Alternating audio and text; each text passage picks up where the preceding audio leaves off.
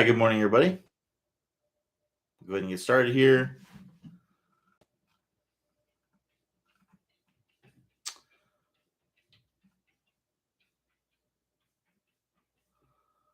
Um,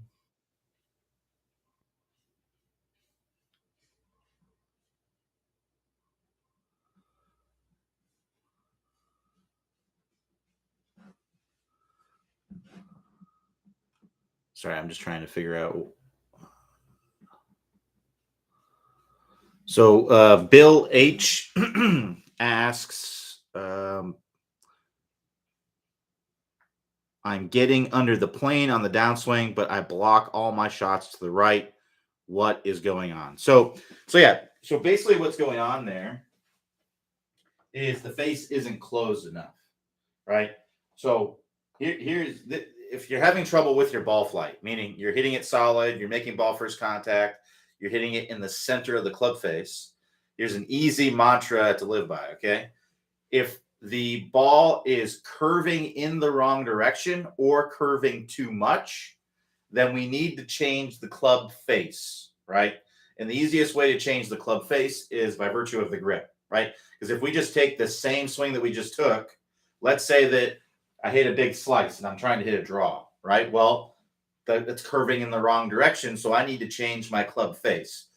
So if the ball's slicing instead of drawing, then the face is too open. So I need to get the club face more closed.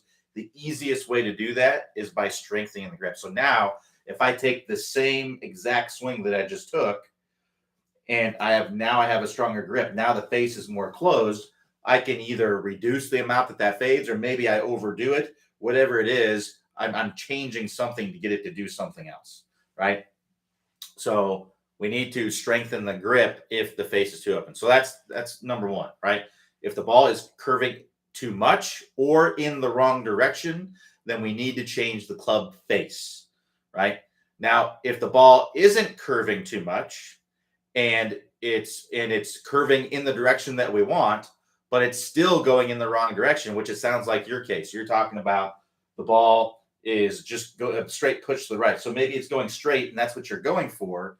But the problem is it's just going straight to the right. It's a big push block out to the right. Well, in that situation, we need to change the path of the club, right? We're swinging too much to the right, right? And we need to swing to the left. So you're probably swinging a little bit to the left. Or if in your case, let's say you're blocking it out to the right.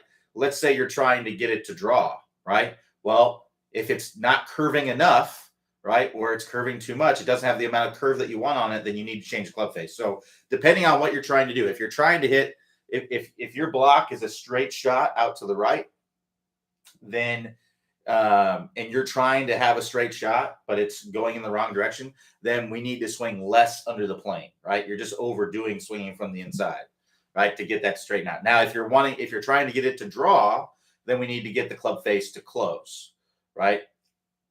And that will get the ball to curve. If we get the club face close to our path, then we can get it to close, right? So very, very simple. If the ball is curving too much, or it's not curving enough, or it's not curving in the direction that we want, then we need to change the club face, right?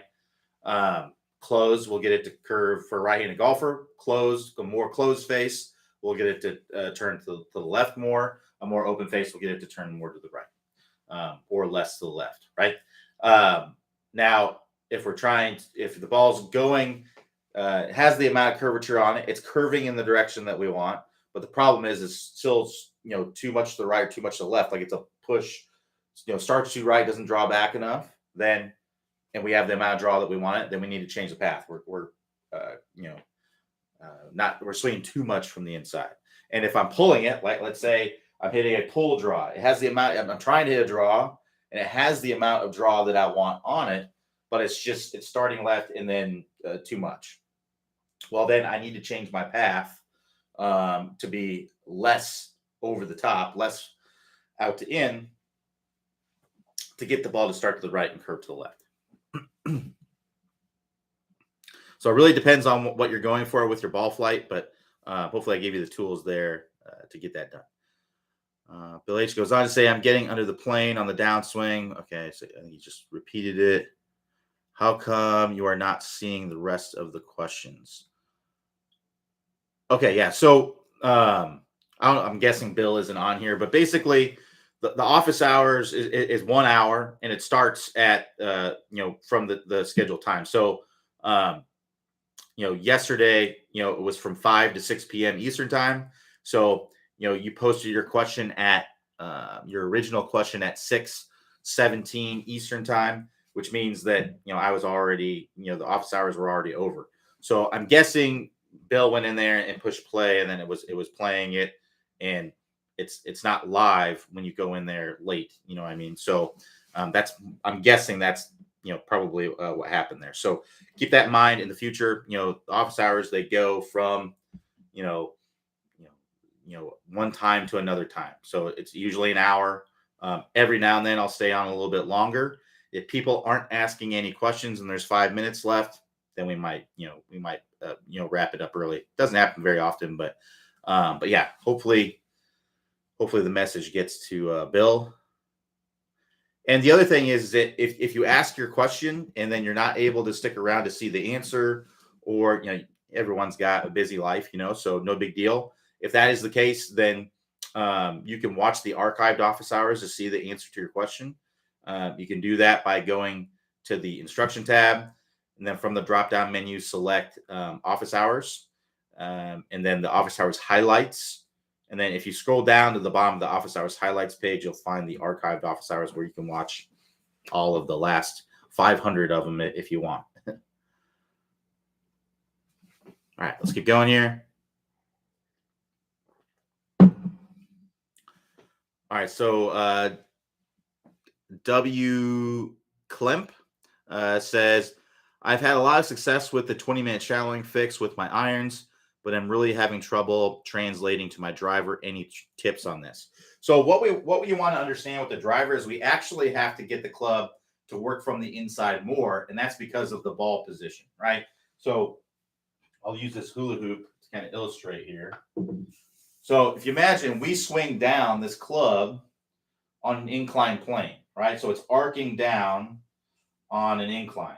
So basically what's happening here is my club is working into out, into out, into out, into out, and then it turns the corner and then works out to in, out to in, right? Well, with an iron, right, because the ball position is going to be more like right here, my swing arc can be tilted about like this, right? Because that's going to get me working from the inside. I can hit the ball. It's still working from the inside. Then it turns the quarter, comes around. But if I have that same club path working down with my driver, right, and I have the ball position up here, well, it's going to turn the corner and it's going to work to the left by the time it gets to the ball. So for the driver, I actually need to get my club shallowed out more. I need to get my swing direction to be more to the right for a right-handed golfer to get the club to be working a little bit to the inside by the time it gets to the golf ball.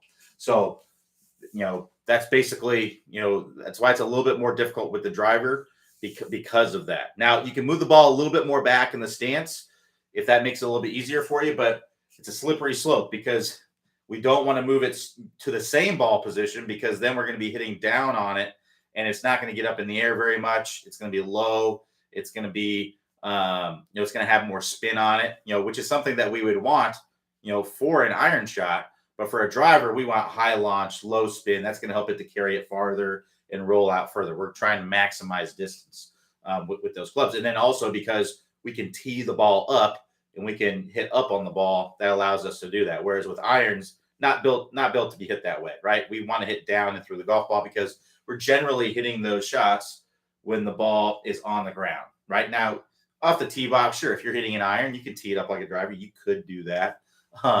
But generally speaking, we're always going to be hitting down and through with the driver. So we have to shallow out the club more with the driver. So what I'd recommend doing is just really exaggerate, really feel like you're swinging way from the inside with the driver. You can move the ball back a little bit, but again, we don't want it move too far back because then we're going to end up hitting down on it. So you can move it back a little bit, and then as you get better and better at it, swinging from the inside and keeping exaggerating that, you can start to move it forward and start to hit more up on it. But yeah, with the driver, it's going to be a little bit harder to shallow out the club because you just have to do it more, right? All right, let's keep going. So Michael says, can you discuss side bend? Clay discusses it, but I can't seem to get hardly any. Are there any drills to get more side bend? Well, so first of all, let's talk about what side bend is. Where it's happening is in the middle of your spine. I think I think for some people, if we talk about where the actual bend is happening, it makes it easier to understand what's going on. So if I put this club across my shoulders, I keep my hips level, right? And I'm not doing anything with my shoulders. I'm just keeping my shoulders relaxed. And I try to tilt this down. You can see that's happening from the middle of my spine, right? That's where that side bend's coming from. So I'm not tilting my hips. I'm keeping my hips level.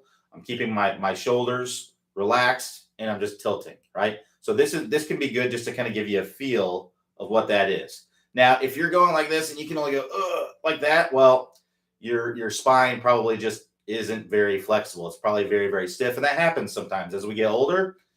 You know, we stiffen up a little bit. So it may be beneficial for you to do, you know, some activities. That's not my expertise to loosen up the spine. But there's plenty of content out there. You can actually check out our Joe Yoon fitness section on the website. If you click the instruction tab, or sorry, not the instruction tab. If you click the house icon at the top of the page there, that will take you to the homepage. And if you scroll down the homepage, you'll see a list of all the courses. There is a fitness section there, and with Joe Yoon, who is, I mean, he's awesome. He really knows his stuff. He's written a book that's an Amazon bestseller, so definitely check him out. But he wrote a book called Starting Stretching, which I would definitely recommend. You know, I do some of his stuff, or try to every day. Guilty, I don't do it every day, but if I remember, I try to do it. I need to be better about that.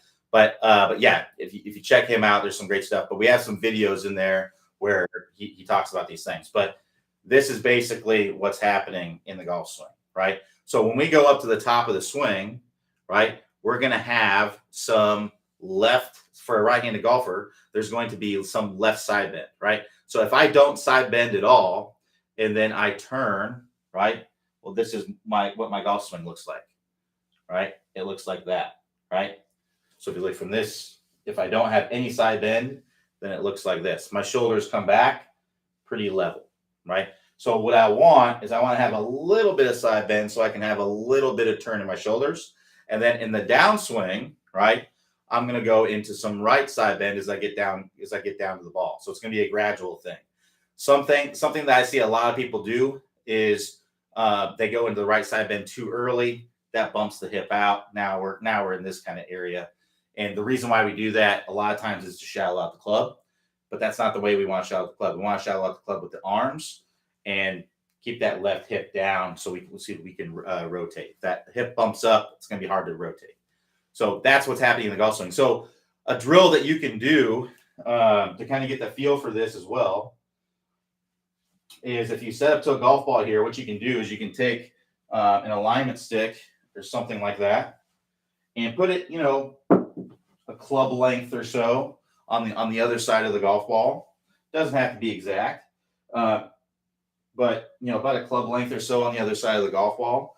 And I'm going to set up to the ball here, and I'm going to get in my posture. I'm going to put this club across my shoulders, and in the backswing, I'm going to imagine like there's a laser shooting out the end of this club, and I want that laser to trace down that stick. Now, this is a little bit steeper than what would actually most likely happen in the golf swing for most golfers, but it's a good to kind of exaggerate it. Typically, you know, it's probably going to be, you know, about 8 feet on the other side of the golf ball, depending on the club, right? But generally speaking, this is a good place to be to exaggerate it a little bit, right? So we're here. I'm going to put the club across my shoulders, and I'm going to go back, and I'm going to imagine this alignment, or this club across my shoulders is tracing down that alignment stick, right? So you can see that would be quite a bit of side bend. I'm really kind of side bending a lot. But this is good to kind of get the feel of what you want to do. And then in the downswing, I just want to do the same thing. I want to imagine there's a laser coming out of this end, and I'm going to imagine that is tracing down that alignment stick there. So that would be a drill that you can do to kind of get a feel for that. And this kind of exaggerates it a little bit. Then you can go to step to the ball and you can try to get those same feelings, right? In the golf swing, holding the club, trying to imagine, okay, I got the stick across my shoulders and I'm trying to do that. So that's a drill that you can do. Mainly what it comes down to is if your head is moving off of the golf ball a lot or the head's moving up a lot, most likely you're probably not tilting your spine, right? Um, so that'd be an indication, because if I don't tilt my spine, right, then my head will typically kind of move off of the golf ball a little bit, right? So we want to have a little bit of tilt and then the turn in there with it. But that's a drill that you can do for sure.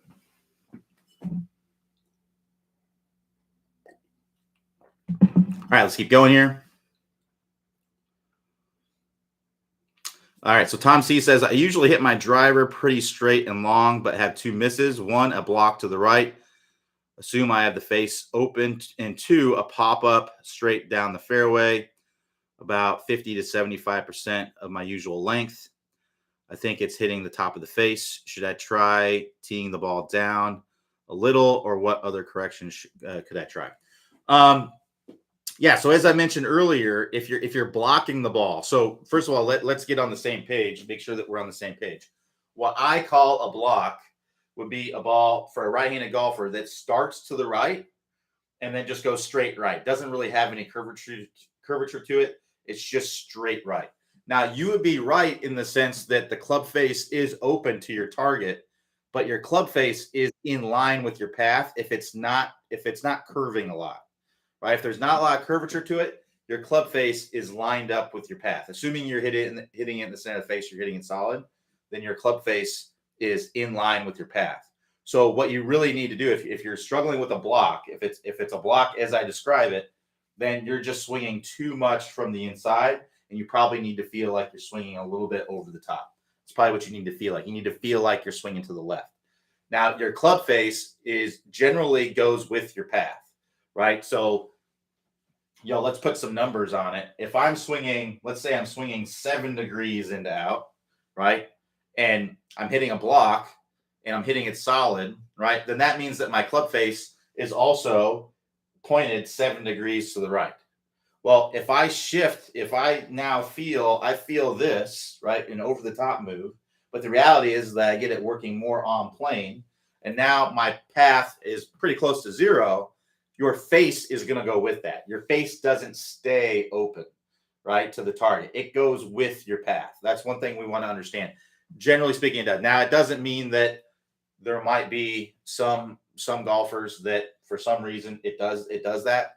Not really something I ever see, but I'm not saying it's not possible.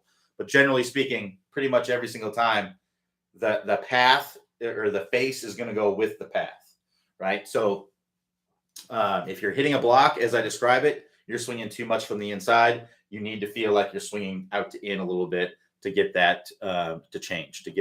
And if you pull it, then you just overdid it, and you just need to ease off of it a little bit, right?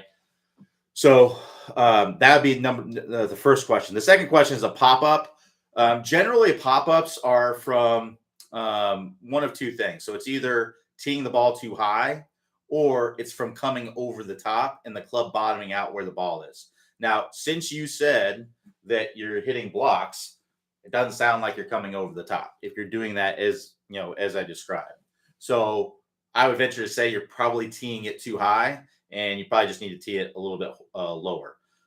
So as far as tee height is concerned, let's just talk about that a little bit. Generally, and this is just a good place to start. We want about half of the ball, or the equator of the ball, to be in line with the top line of the club, right? So the top line of the club would be kind of like right here. You can see I have some foot powder spray on the club face here.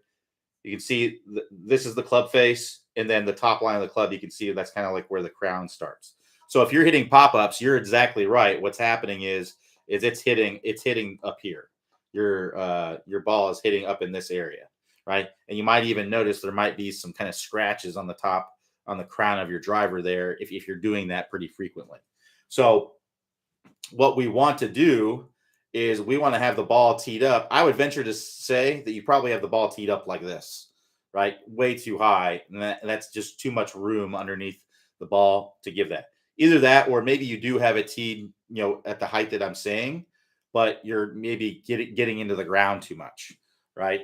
But generally speaking, what I would say is, if you look at, I have the equator kind of drawn on here. We want that to match up with the top line of the club. So you can see there's the top line of the club. I want it to kind of match up right there. That's about how high I'd want to tee it up. Now, that's not to say that you can't tee it a little higher or a little bit lower. It really just depends on the shot that you're trying to hit. So, for example, if you're trying to hit it lower, right, you're going to come in more level with your angle of attack. And when you come in more level, you're not going to need that room underneath the golf ball to hit up on it. So you may tee it a little bit lower. If you're trying to hit a low one, you may tee it up about that high, right? So where you're just coming in, you're just above the ground, and then you can get that strike more in the center of the face. So if you're trying to tee it low, if you're trying to hit a high bomb, right, you may tee it up a little bit higher than that, a little bit higher than the equator of the top line. Put it farther up in your stance, get wider, and then drive the nail more up into the golf ball. So it really depends on the kind of shot that you're trying to hit. But generally speaking, I think that the equator of the ball, that I got drawn on here, that being in line with the top line of the club, that's a good spot for most people. So if you're doing that, if you're not doing that, that's what I would start doing. All right, let's keep it going.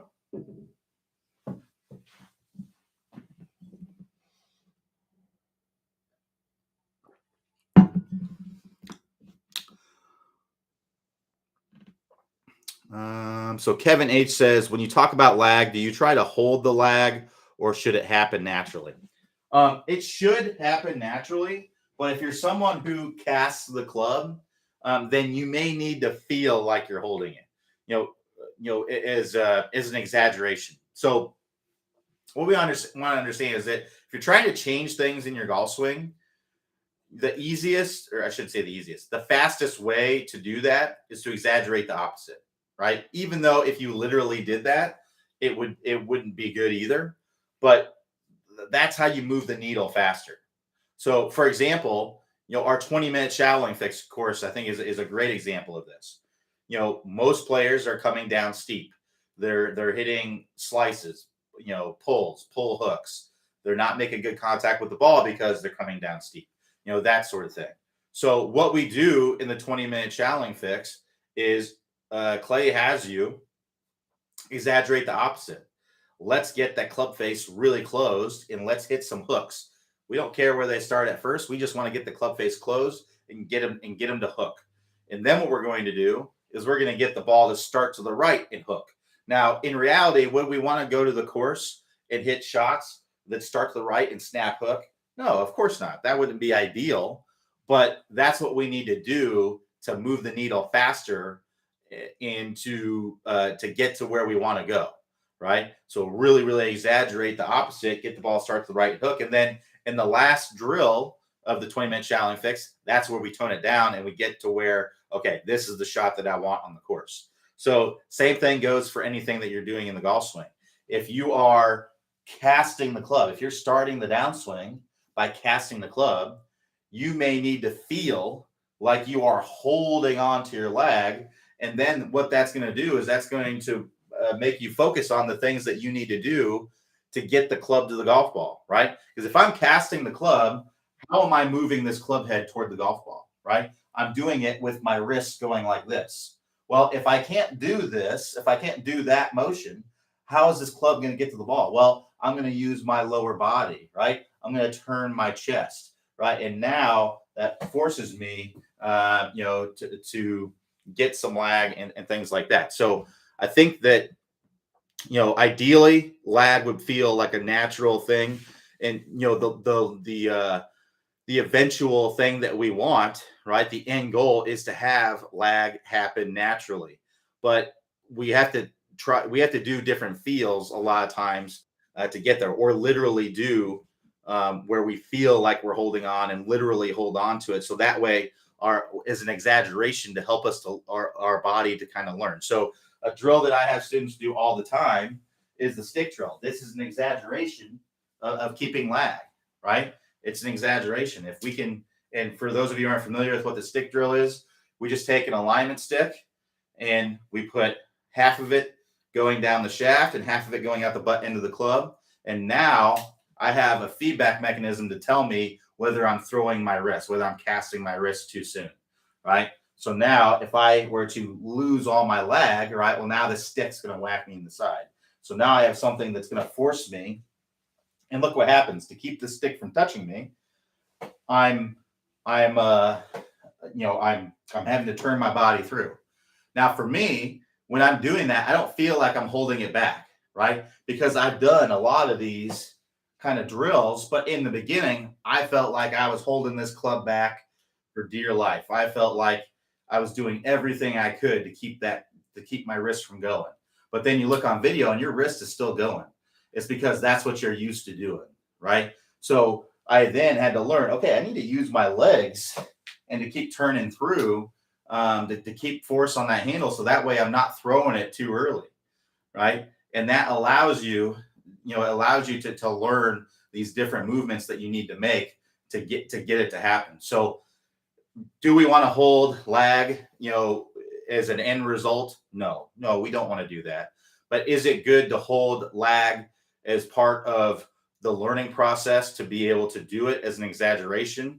I believe that's true. Now that's arguable. There might be some teachers that may disagree with that.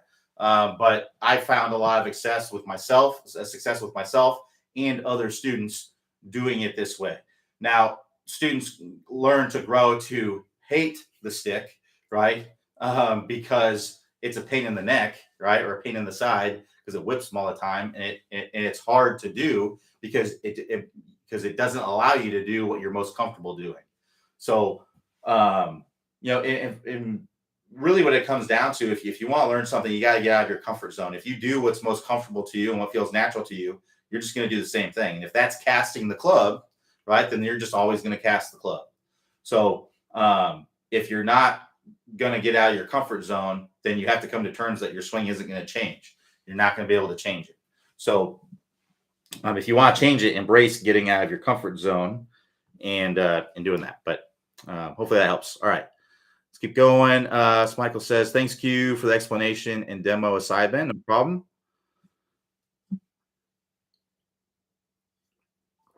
All right. So Marty S says, I'm 72 years old and I have a problem getting to a 90-degree shoulder turn with only a 45-degree hip turn. Now I can only get there with a greater than 45-degree hip turn. Any suggestions? Well, one, I would say it's 100% fine to have more than a 45-degree hip turn. So let's talk about where all the shoulder turn comes from. So some of it is going to come from your hips, right? And we can break that down from the lower body as well, right? So one thing I would make sure of is that you're not, that you're flaring out your feet. That's going to help you to turn your hips better. Imagine if I sit up pigeon-toed like this, it'd be very difficult for me to turn my hips, right? So I want to flare out my feet and I want to let my knees be free. I want to let my trail knee straighten out. I see a lot of people that are really afraid to straighten out that trail leg.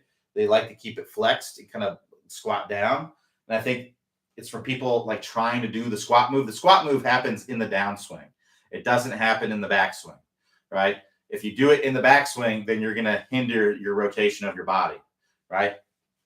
So we're here, let's straighten out, and then we do the squat in the downswing. We don't want to go up to the top with like this, because if I do that, I can't turn, right? And then you're going to be putting a lot of stress on other parts of your body to be able to create length in your swing, which we don't want to do. So have freedom of movement in your backswing. Let this trail leg straighten out. Let this knee move in. A lot of people are trying to keep that knee in the same spot or keep their knees in the same place. Let those knees move. They need to move around to be able to free you up to rotate. The average tour player rotates their hips about 50 degrees in the backswing. So go ahead and let your hips rotate more than 45 degrees. That's 100% fine. So that's where it comes from. That's where a lot of it comes from, is from hip turn. That's usually when I see people not able to get to a 90-degree turn, it's almost always because they're not turning their hips enough. So I would make sure that you're turning your hips enough, free up those hips. We'll go over something you can do here in a sec. Excuse me. The next place is in your spine. So in your spine, you're going to get some rotation there. Roughly, a healthy spine is going to be able to get 45 degrees of rotation. So basically, if you imagine if I keep my hips square, right, and I turn my shoulders, right, imagine I'm just turning my rib cage, basically, 45 degrees would be pretty good. So if you imagine here, if I turn my body 45 degrees, I'm going to try to turn it. I can't quite get 45 degrees. I'm probably getting 35 or 40. So I'm a little bit stiff in my spine. Like I said, I need to do more of a Joe Yoon's stretches, but I can't quite get 45 degrees out of my spine. But the average tour player, better players are going to be able to get 45 or a little bit more. So that'd be something I'd look at. If you kept your back, put your hind side on a wall here, and then put a club on, or a lime stick, put it on your chest, right? Right across, the middle of your chest here. Have it on your sternum, and then try to turn and see how much you can turn. Like I said, I can probably get 35 degrees, something like that. And then another place is in our shoulders. So our shoulders can move independently. It's called protraction and retraction. So you can think of that as my shoulder blade moving away from my spine is protraction, and toward my spine is retraction, right? So if you look here, I'm not going to move my sternum or my hips. I'm going to keep both of these square, but I'm going to protract my lead spot, or my lead shoulder, and retract my trail shoulder. And you can see how that gets me, probably 20 degrees of turn there, right? So your average tour player is going to go 50 degrees in the hips, 50 degrees in the sternum, and then they're going to be about 20 degrees in the shoulder. That adds up to 120 degrees. So that's where it has to come from. Now, there isn't anything that you can do as far as in instant relief to get you more, or at least, again, this is outside of my expertise, but there's no adjustments that I know of that are going to help you to suddenly make an improvement in your spine movement or your shoulder movement. If you're not able to move your shoulders at all, that could be a problem as well. But generally with the hips, we can flare out the feet. We can free up the knees. We can also let this heel come off the ground. This lead heel, come off the ground to free up your hips a little bit. So that's what I'd be focusing on. Let those hips turn. So something easy that you can do is take an alignment stick, put it through your belt loops. All right, so if I have an alignment stick through my belt loops here, and I'm going to have most of it kind of coming out my lead side here, and this is going to represent how much I'm turning my hips. And then what you can do is you can take something and put it on the ground in between your feet, and you can put it at a 50 or so degree angle, and then you can turn your hips to try to get it to match that, right? So I'm going to go up to the top. I'm going to try to get the stick to match that on the ground. So that would be, this is more than 40. This is probably like 60 degrees, right? And I'm trying to get that to match that. So if you're having trouble with the upper body, right? We're stiff in our spine. Maybe we're stiff in our shoulders and we're not able to get as much out of those. We got to get it from somewhere. We need to get it from our hips. So you may want to do something like this to do that. Now, you can do stretches and things like that maybe free up your spine, right? Those are things that I could that I would recommend doing as well to help you get a bigger turn. I would check out our Joe Fitness, our Joe Yoon, the fitness section of the course. If you click the house icon, that will take you to the homepage. If you scroll down on the homepage, you'll see a list of on the courses. I think it's toward the bottom of the page. You'll see the fitness course there. Several drills to help you. I think they're called page turners. Is what something that you can do to open up your spine. Basically, what you do is you lay on the ground. You have your legs to kind of one side, and then you kind of open up. Try to open up with your spine. It's demonstrated in there. If you want to check it out, but those would be the things that I would be doing to help you get there.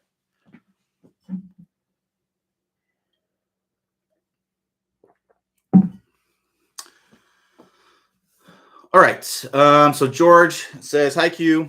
Um, Wedges. Should I learn one wedge for all shots up to 60 and 70 yards, or should I use all my wedges and use half or quarter swings for each wedge?" Again, this is something that I think many instructors have a difference of opinion on this. But for me, what I would say is one club. Get good with one club and understanding how far to hit with that one club. I would start out with something called the clock system, which is where you're basically getting a baseline for how far you hit a shot based on how far you go back in the swing. So if I'm thinking about a clock, my lead arm being a hand on the clock, right? If I go to there, that's like a 7:30 swing. If I go to there, that's a 9 o'clock swing. If I go to there, it's a 10:30 swing, right? So you can get a feel for, okay, how far do I hit? For me personally, that one club is a 54 degree. That's what it is for me. 54 degree gives me the launch and the spin and everything that I want. That's the perfect place for me. For you, it may be a 56, it might be a 58, it might be a 52, it might be a 50. You got to find what you like the best. But for me, it's a 54. It might be a 54 for you too. So basically, what I would figure out is, okay, for my one club, how far does my 7:30 swing go, right? And the key with this is to keep the same tempo, right? So we wouldn't want to take a 7:30 swing where we're just nice and easy, and then we take a 9 o'clock swing where we go really quick and fast, right? Because it's not going to correlate quite the same. You're going to have too much of a gap there. So you're going to be able to create more speed at the bottom with the same tempo because the swing is longer, and you're able to accelerate more as you get to the golf ball because you have more space to do so.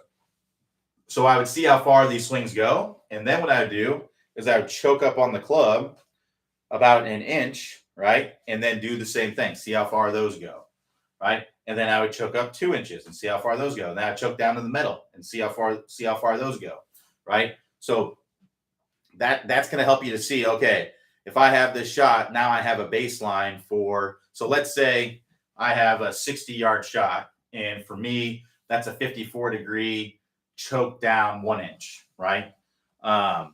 Well, then I can hit that shot. Well, what if I have a 55-yard shot? Well, I have two options there. I can either take a little bit shorter than a 9 o'clock swing. So I can think, okay, maybe I'm more like 8:30, right? In that area. That'll take a little bit off. Or I can choke up just a little bit more, just a smidge more to get that. I don't recommend trying to change the tempo, trying to hit it softer. I would try to keep the same tempo, but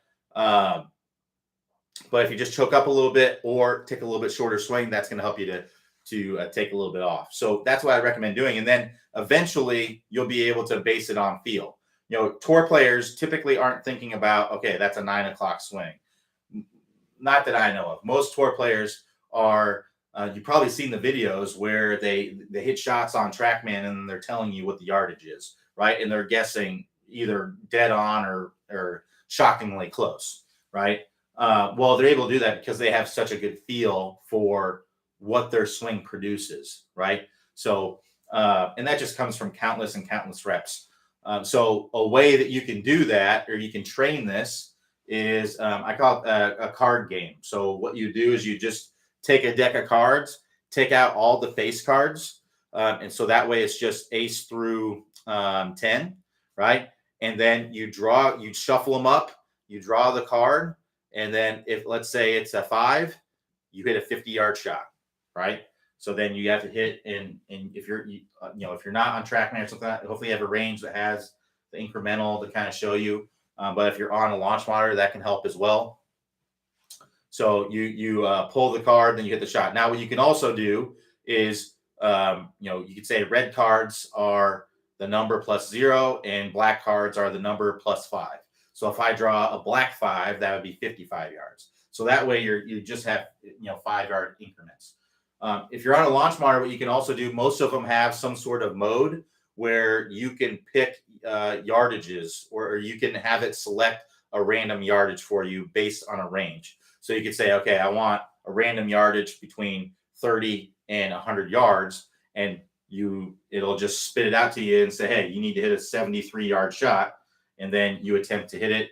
You can see how close you got to 73, and then then you hit the next one. Maybe the next one is 42, right? And then it's just spitting out random ones at you. That's also a really good way to do it. It's similar to the deck of cards, just just kind of randomized for you. So, but if you do that, you're getting a feel for how hard, you're getting a feel for your swing and how to do it. That's basically how tour players do it. They're thinking of a number, and then they just make the swing that matches the number based on the feel of their swing.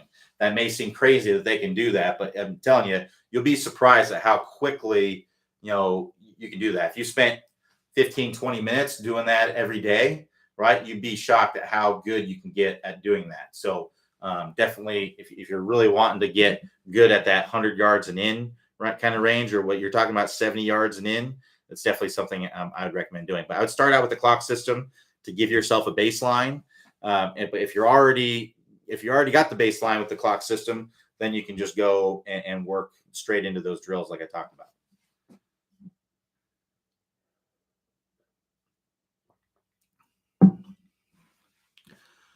So Russ says, can you cover the rotation of the pelvis throughout the swing?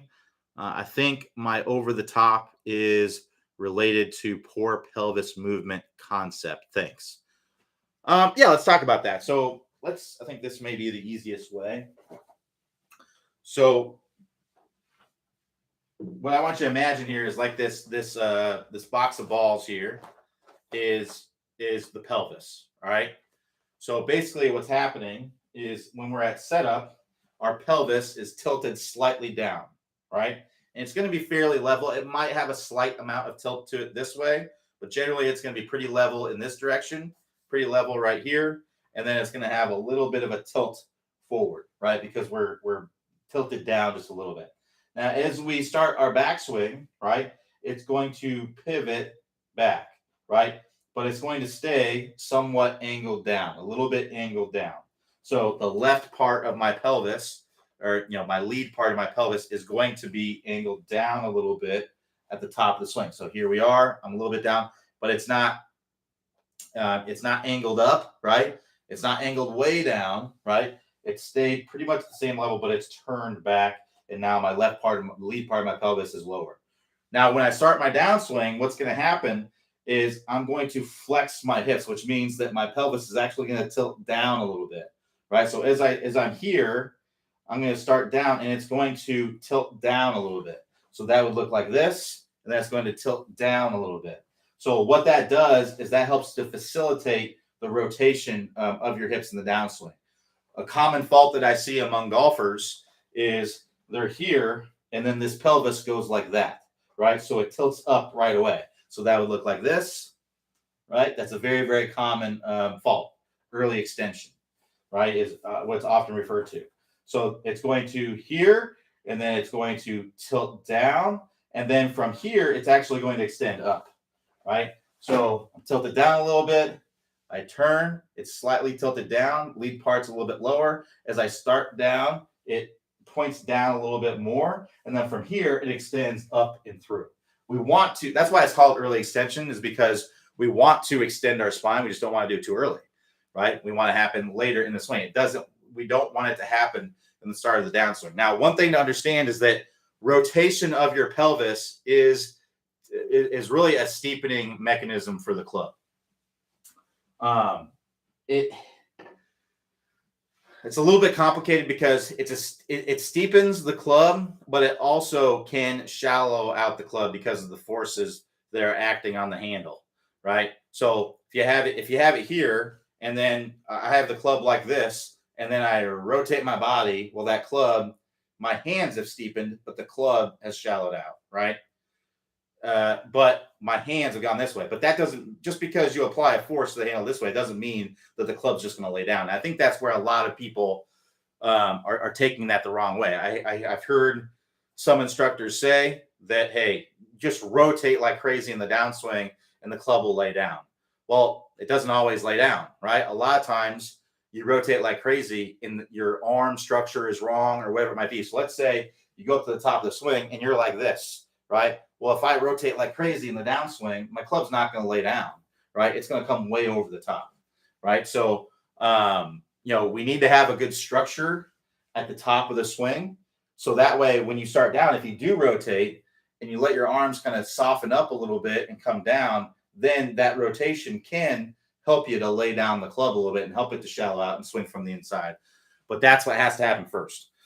So it certainly can, but if you have a poor arm structure, or for some reason, or let's say that the club face is open, right? You're not going to let that club lay down, because if the club face is open and you let it lay down, you're just going to hit it a mile to the right if you're a right-handed golfer, right? So most of the time, pelvis rotation, if we're that's the big fault that I commonly see. I get a lot of golfers that come to me that say, I'm just trying to open up my hips. I'm trying to get my hips open, but they're coming way over the top.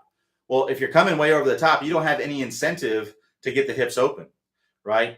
You're kind of 3 steps too far ahead, probably.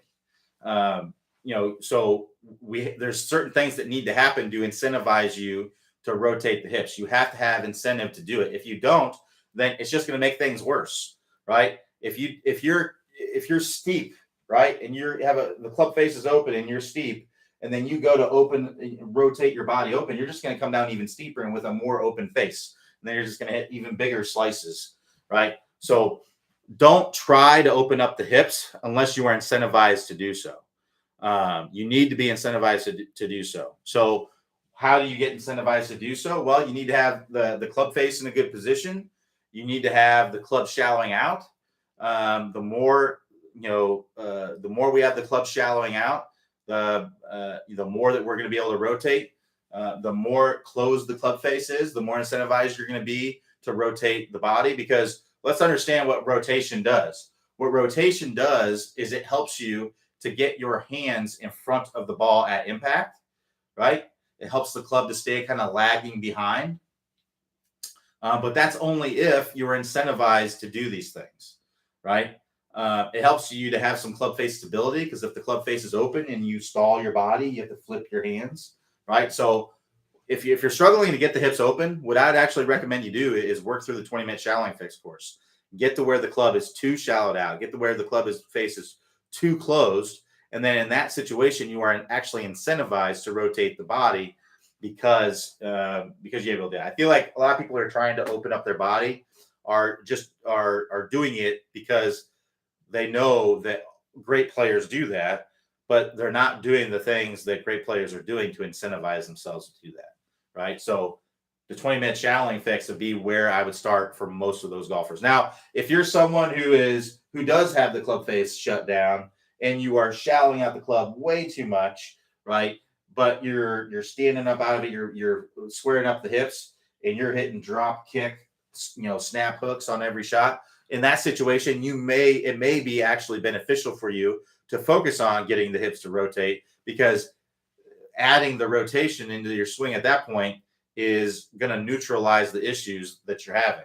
But I'll tell you right now, it's rare that I see that. I don't often see golfers that are shallowing the club too much or have the club face too close and just need to have hip rotation.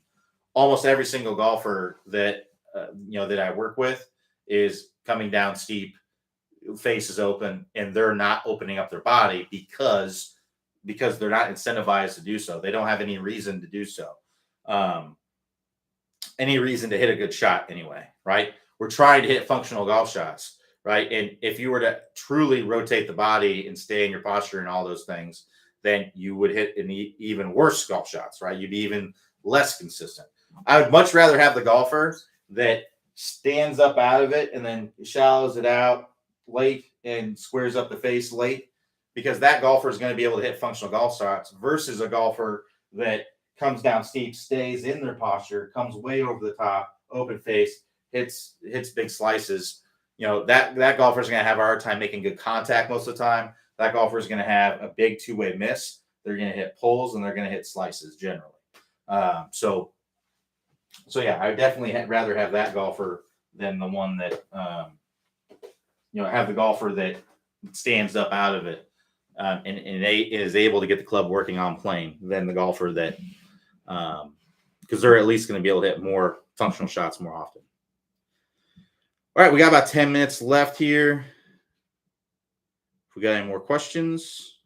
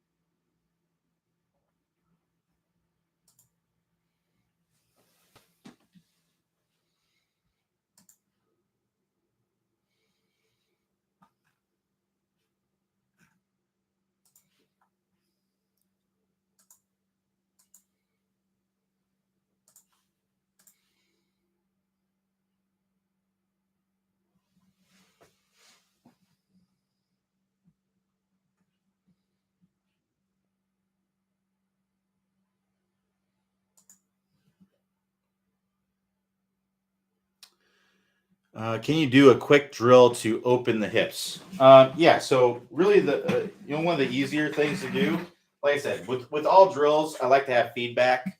So generally, what's happening is when we don't get the hips to open up, what's happening is that the hips are just extending too early. So we go up to the top of the swing and then we extend early, right? Now, one thing to say is that there's a lot of reasons why you may not be opening up the hips. So this is just kind of a general drill, but it may not cover your exact issue, right? So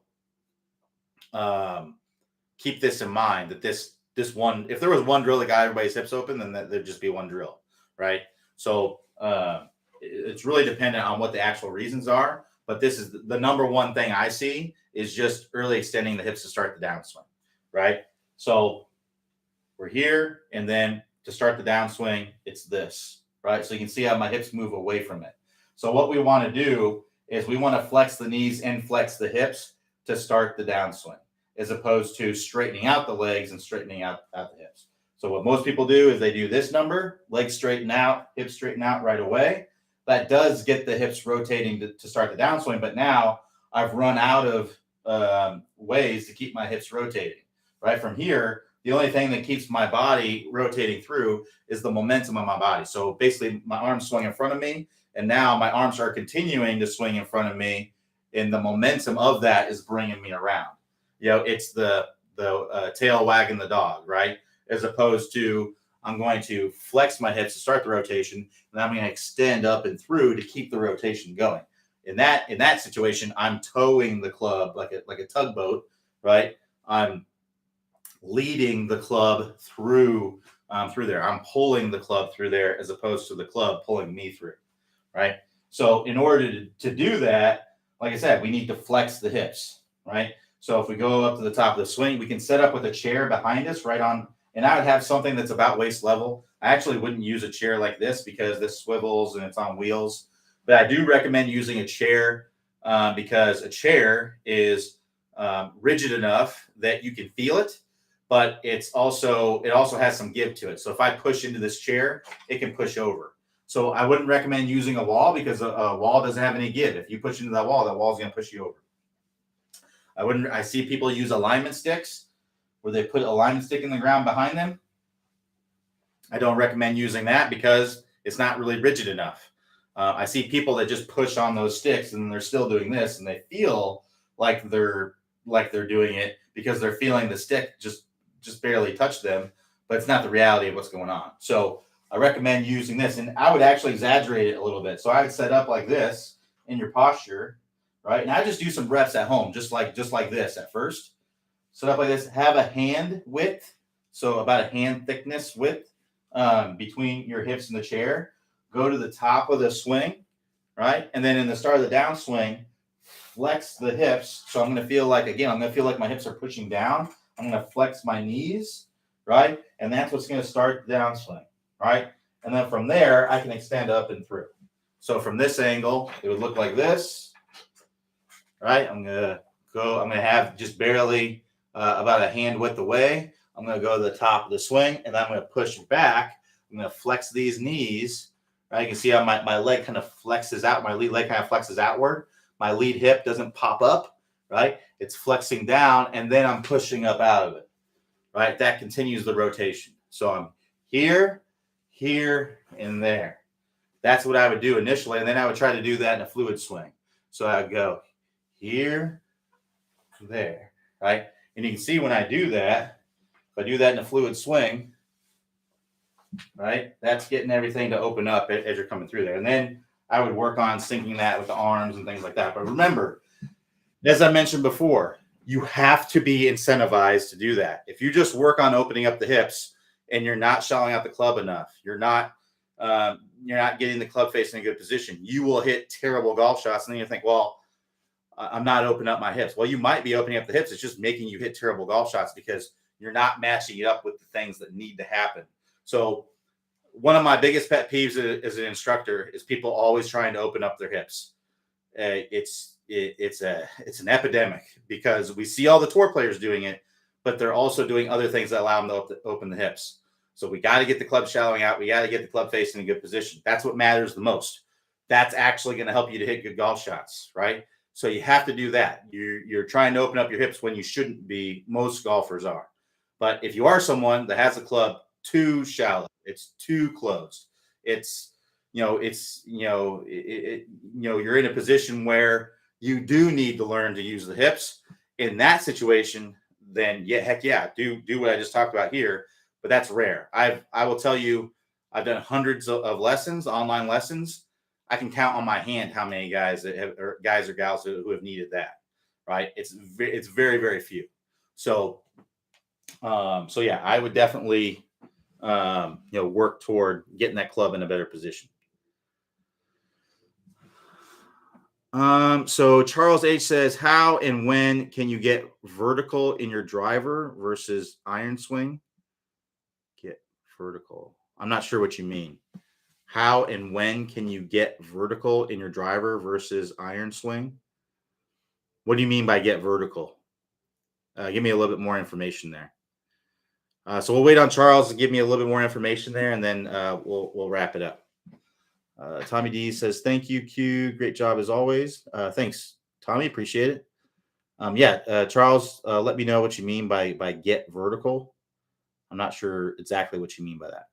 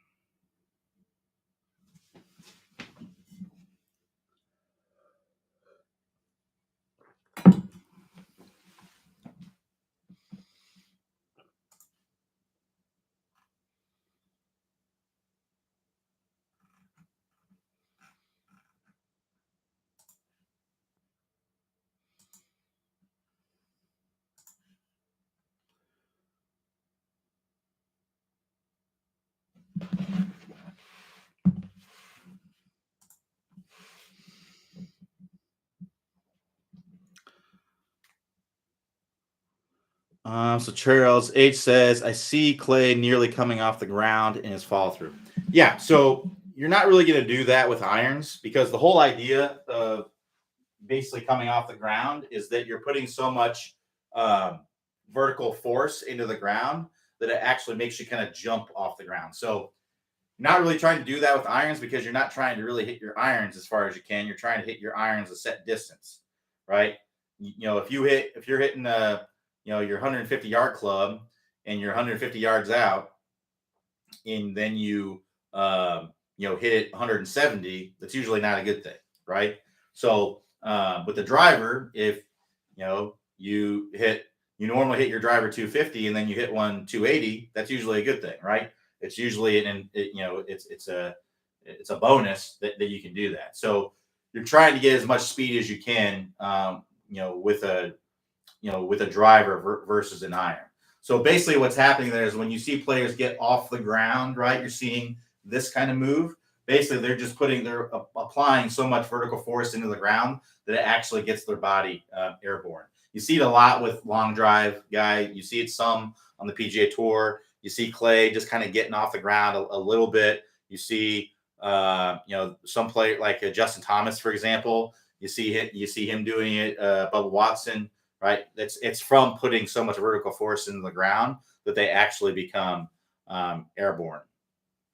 So that's what that comes down to. So the step drill from the 20-minute distance fix helps you to learn to facilitate, that ground force into the ground.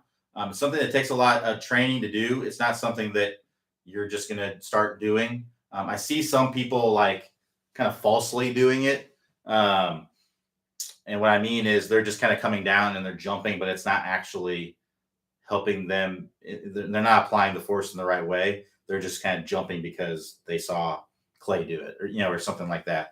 But when you see better players doing it, they're doing it in a way that actually it's because they're putting so much force in the ground and their body is moving away from the golf ball so quickly to get the club to, because you imagine if my shoulder is moving away faster, it's going to make this club whip around faster, right? And that's basically what's happening there.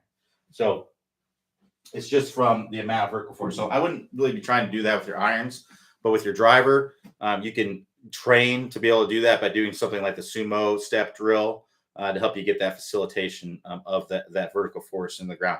You got to learn how to put force in the ground correctly to be able to do that.